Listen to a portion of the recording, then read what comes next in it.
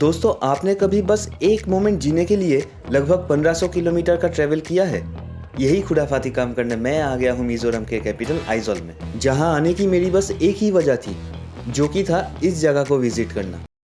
लेकिन मोमेंट ये नहीं था। मोमेंट तो ये था कि सनराइज के टाइम आप यहाँ लिटरली बादलों को डांस करते हुए देख सकते हैं। और इसी चीज़ को देखने के लिए जब मैं अपने आइजॉल के होटल से बाहर निकला, तो मानो पूरा आइजॉल शहर रास्ते में उतरा हुआ था।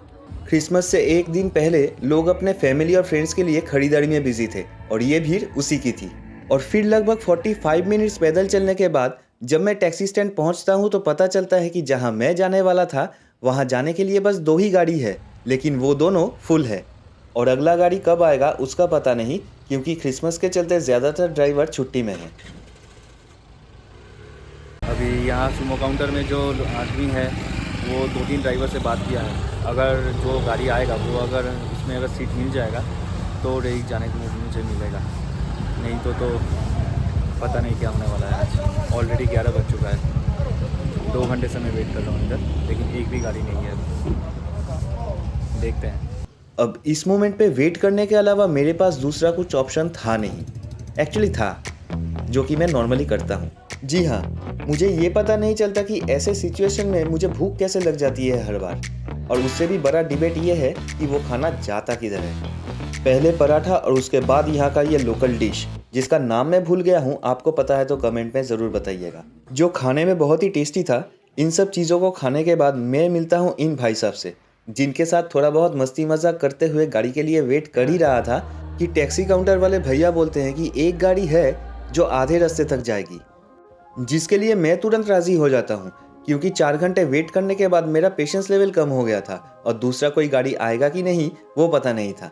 मुझे तो बस इस बात की खुशी थी कि मैं अपने मंजिल के और करीब जा पा रहा हूँ, और मन ही मन खुद को ये भरोसा दे रहा था कि आगे जो भी होगा किसी न किसी तरीके से मैनेज कर लूँगा।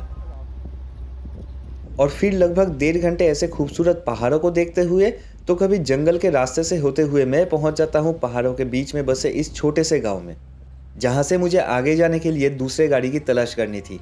लेकिन तभी इस ट्रिप में पहली बार शायद किस्मत मेरे ऊपर मेहरबान थी, क्योंकि गाड़ी से सामान उतार ही रहा था कि मुझे मिल जाता है लिफ्ट इन भाइयों से। और फिर करीब आधे घंटे बाद वो लोग मुझे छोड़ देते हैं यहाँ, जहाँ से पैदल चल के मुझे जाना था ऊपर की तरफ। दोस्तों फाइनली मैं आ गया हूँ रीक, और अभी इधर से पैदल चल के हमको जाना पड़ेगा टॉप तक। रास्ता बहुत ही स्टीप है, तो चलते हैं, मिलते हैं। और फिर मेरा हाल होता है और भी ख़राब। रास्ता बहुत ही स्टीप है, ऊपर से मेरे ये 2 बैग। फिर जैसे तैसे पैदल चल के मैं पहुंचता हूं इस गेट पर, और थैंकफुली वहां मुझे मिल जाता है एक बाइक टैक्सी, जो मुझे पहुंचा देगा इस पहाड़ के टॉप पर जहां मुझे जाना था। दोस्तों मैं फाइनली आ गया मैं रीक। ओवर एक्साइटमेंट बुरी बात है, वो मुझे तब पता चलता है जब ड्राइवर भैया बोलते हैं कि ऊपर जाने का रास्ता पीछे है। जो मैंने सपना देखा था इधर आने का, आज शायद एक टाइम पे लग रहा था कि नहीं हो पाएगा, नहीं आ पाऊंगा, लेकिन मैं आ गया ऊपर। इस पीछे से इस रास्ते से अभी ऊपर जाना बाकी है। चलिए ऊपर जाके फिर बात करते हैं। ओह वैसे हाँ, पीछे का नज़ारा भी आपको दिखा देता हूँ तब तक। यहाँ से नज़ारा कुछ ऐसा आता है, इसके बाद रोड कुछ ऐसा है जिसे पैदल जाना पड़ेगा। ये बात सही है कि इस रास्ते से ऊपर चढ़ना थोड़ा मुश्किल था, लेकिन ऐसे खूबसूरत नज़ारों को देखते हुए अपने मंजिल की तरफ आगे बढ़ने में एक अलग ही मज़ा आ रहा था। और फिर करीब 15 मिनट बाद जब मैं रेइक के टॉप में पहुंचता हूं, तो यहाँ की खूबसूरती और मेरी खुशी दोनों देखने लायक थी। दोस्तों मैं आ गया हूँ जहाँ मुझे आना था। आज एक टाइम पे लग रहा था कि मैं शायद नहीं आ पाऊँगा, लेकिन जैसे तैसे करके मैं पहुँच गया हूँ।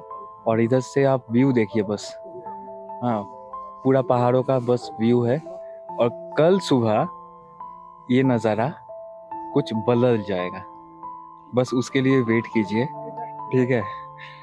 ये मेरा ड्रीम था कि मैं इधर आऊँ एक बार मिज़ोरम में। मैं आया ही था मिज़ोरम में बस ये जगह आने के लिए, और कल सुबह एक्चुअल जिस चीज़ को मैं देखने के लिए आया था वो मुझे देखने को मिलेगा।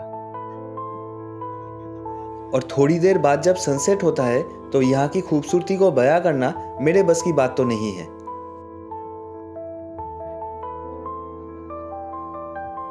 आप लोग बस ये व्यू देखो एक बार।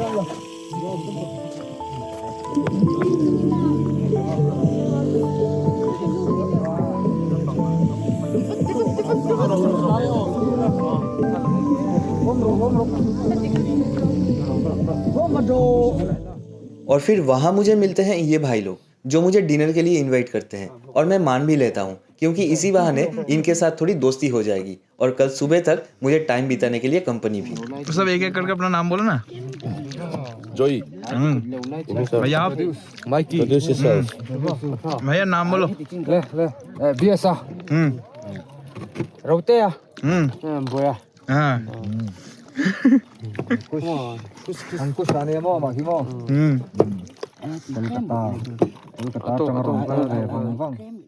और इसके बाद ये लोग खाना बनाने में जुट जाते हैं और मैं इनके साथ बातें करने में। Get them stick here. Okay Oh, yeah, sausage. Okay Or prawn. Okay done done. आज का पार्टी फुल सेटअप है। फिर जब शाम ढलती है तो दूर आइजोल सिटी को देखते हुए मैं बस एक ही चीज सोच रहा था कि अपने घर से लगभग 1500 किलोमीटर दूर इस पहाड़ के ऊपर इन अनजान लोगों के साथ मैं शायद अपने नॉर्थ ईस्ट ट्रिप का बेस्ट मोमेंट एक्सपीरियंस कर रहा था। और फिर यूं ही बैठे 2-3 घंटे गप्पे लड़ाने के बाद ये भाई लोग मुझे बुलाते हैं खाना खाने के लिए और ये खाना इतना स्वादिष्ट था कि हर एक चीज़ मैंने 2-2 बार लिया था। और फिर खाना ख़त्म करने के थोड़ी देर बाद हम चले जाते हैं सोने क्योंकि कल सुबह सनराइज़ के टाइम यहाँ जादू होने वाला था जिसे मैं किसी भी हालत पे मिस नहीं करना चाहता था। और फिर जब सुबह सनराइज़ होता है तो चारों तरफ बादलों से घिरे हुए इस पूरे वैली का नज़ारा कुछ ऐसा था जैसा कि मैंने फ़ोटो में भी देखा था। लेकिन ये वो जादू नहीं है जिसके लिए मैंने इतना दूर ट्रैवल किया था।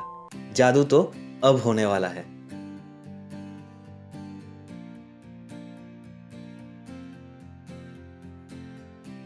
आपका तो पता नहीं लेकिन मैंने अपने लाइफ में पहली बार ऐसा कुछ अपने सामने होते हुए देखा था। मानो आंखों के सामने बादलों को नाचते हुए देख रहा हूं।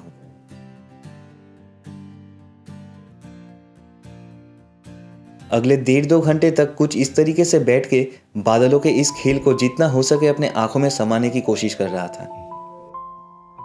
आप भी कभी अगर मिजोरम आते हैं तो रेइक का प्लान करना मत भूलिएगा क्योंकि ये एक एक्सपीरियंस लाइफ टाइम आपको याद रहेगा, ये बात तो पक्का है। इसके बाद अपने कैंप साइट के दोस्तों के साथ बातचीत करते हुए चाय और ब्रेकफास्ट करने के बाद इस खूबसूरत से जगह और इन प्यारे लोगों को अलविदा कह के मैं निकल जाता हूँ एक बार फिर से आइजोल की तरफ। अभी टाइम हो गया है इस खूबसूरत से जगह को अलविदा कहने का। मैंने जैसा सोचा था उससे भी बहुत ज़्यादा खूबसूरत ये निकला। आज के लिए बस इतना ही। मिलते हैं मेरे अगले वीडियो में, तब तक के लिए बाय बाय।